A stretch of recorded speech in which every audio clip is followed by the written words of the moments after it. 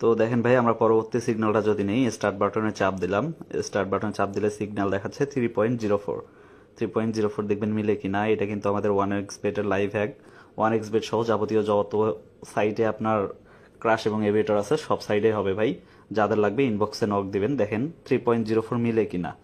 3.04 একটু মিলাই দিবেন। 3.04 আমার ভয়েসের সাথে আমার ভয়েস মেসেজ মিলাই দিবেন, দেখেন মিলে গেছে।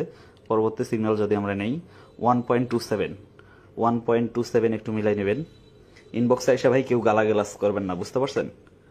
দেখেন মিলাই নেবেন 1.27 মিলে কিনা। 1.27, 1.27 মিলে কিনা দেখবেন একটু। 1.27-এ মিলে গেছে। পরবর্তী সিগন্যালটা আমরা যদি নেই, স্টার্ট বাটনে চাপ দিলাম, দেখেন 2.01।